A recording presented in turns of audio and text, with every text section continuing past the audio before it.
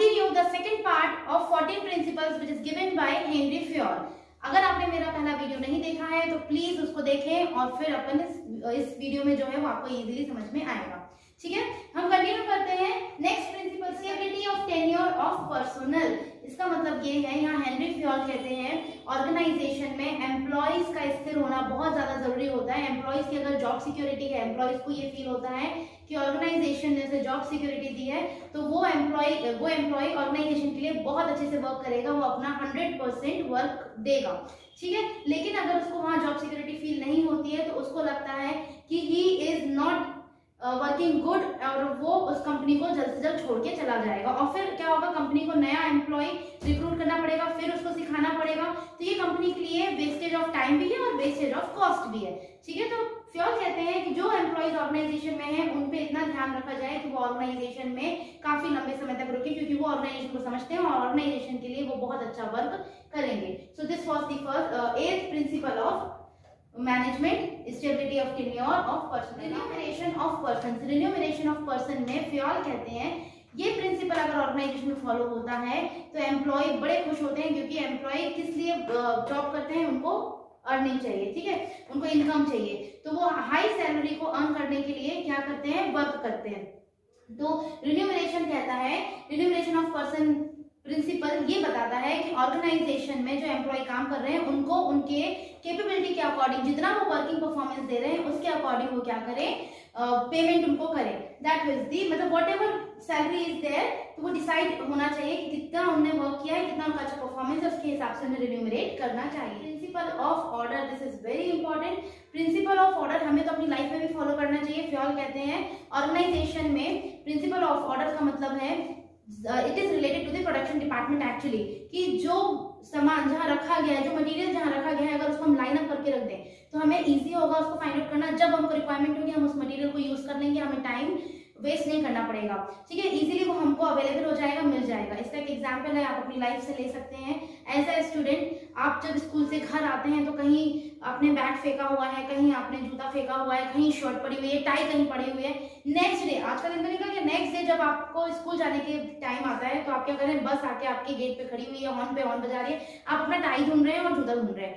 क्यों, आपने अलग अलग जगह पर रखा हुआ था इसलिए आपको मिला नहीं। अगर आप उसको प्रॉपर ऑर्डर पे जमा कर रखते तो आपको पता होता कि कहाँ क्या सामान रखा हुआ है, इजी होती है आपको एक तैयार हो जाते हैं और बस को वेट भी नहीं करना पड़ता, आप तुरंत, आपका टाइम नहीं वेस्ट होता और आप बस में चले जाते हैं स्कूल। ठीक है, तो सेम ऐसे ही ऑर्गेनाइजेशन में होता है, यहाँ पे भी आपको टाइम वेस्ट नहीं करना है। इसलिए फ्योल ने कहा है कि प्रिंसिपल ऑफ ऑर्डर का होना ऑर्गेनाइजेशन में जरूरी है। उससे ऑर्गेनाइजेशन में जो एम्प्लॉइज हैं उनका टाइम वेस्ट नहीं होता, वो इजीली अपने वर्क को कंटिन्यू करते जाते हैं, अपनी एक्टिविटीज को करते जाते हैं। Next principle, that is the principal of initiative. Principal of initiative का मतलब है एम्प्लॉइज में सेल्फ मोटिवेशन देना। मतलब जैसे ऑर्गेनाइजेशन के प्लान्स तैयार होते हैं तो उन प्लान्स में जो एम्प्लॉइज है उनका इन्वॉल्वमेंट अगर होता है तो वो एम्प्लॉइज बड़े मोटिवेटेड हो जाते हैं कि हाँ मुझसे मेरा सजेशन लिया गया। मतलब जो मैनेजर्स है they should invite the employees to give their suggestions. ठीक है, और take the best suggestion for the organisation. जब प्लान बनके तैयार हो जाता है तो सारे एम्प्लॉइज जो है वो उस प्लान को फॉलो भी करते हैं, तो वो उनके अंदर एक मोटिवेशन होता है कि हाँ we some suggestion has been taken by us. तो ये प्रिंसिपल ऑफ इनिशिएटिव है कि यहाँ पे इन्वॉल्वमेंट एम्प्लॉइज का ऑर्गेनाइजेशन के प्लान में होना जरूरी है, so that they can feel motivated and they work for the organisation very good. ठीक है, that is subordination of individual interest to general interest. हम मैनेजमेंट में सिर्फ एक बात पढ़ रहे हैं, management is done for a group of person. ठीक है, ग्रुप के ऊपर मैनेजमेंट किया जाता है। तो management is what, management is a group और गोल ओरिएंटेड प्रोसेस। तो ये जो गोल है वो अचीव कैसे होता है, ग्रुप वर्क करता है तो गोल अचीव होता है। तो सबऑर्डिनेशन ऑफ इंडिविजुअल इंटरेस्ट हमको ये बता रहा है कि ऑर्गेनाइजेशन में जो ग्रुप का टारगेट है वो सबसे ज्यादा होना चाहिए। ग्रुप टारगेट मतलब ऑर्गेनाइजेशन का जो टारगेट है वो सबके लिए होना चाहिए। सबको ये लगना चाहिए कि हाँ हमारा भी वही टारगेट है जो ऑर्गेनाइजेशन का टारगेट है। ठीक है, we have to achieve the organisation goal first. तो यहाँ पे वही बात बोली गई है कि यहाँ पे हमें सबसे पहले किसको देखना है, we have to look to the organisation goal. जो जनरल इंटरेस्ट की बात हुई, general interest is related to the organisation goal. और इंडिविजुअल इंटरेस्ट क्या होता है, एक एम्प्लॉय वर्क कर रहा है, employee is working for the income, employee is working for his satisfaction. तो उसकी सेटिस्फैक्शन कैसे होगी, जब वो एम्प्लॉय सेटिस्फाइड होगा तो वो ऑर्गेनाइजेशन के लिए बहुत अच्छा वर्क करेगा। So that is the 12th principle given by. Next principle, that is the principle of equity. ये जो principle of equity है, this is somewhat related to our fundamental rights. हमारे पास एक fundamental right है, right of equality, उससे related है ये. Right of equality में क्या होता है कि we all Indians are the similar in front of law.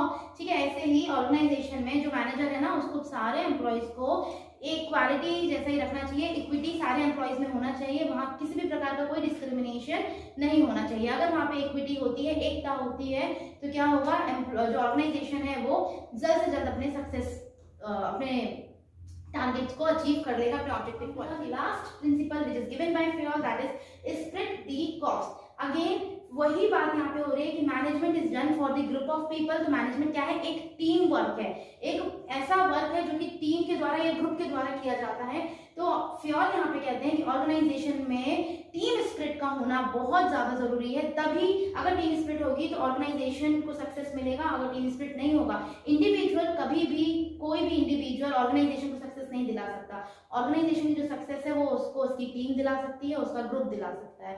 तो यहाँ पे फ्योल इंसिस्ट करते हैं there should be esprit de corps. Principle of esprit de corps मतलब टीम स्पिरिट का होना ऑर्गेनाइजेशन में बहुत ज्यादा जरूरी है. So here 14 principles of management which is given by Henry Fayol completed.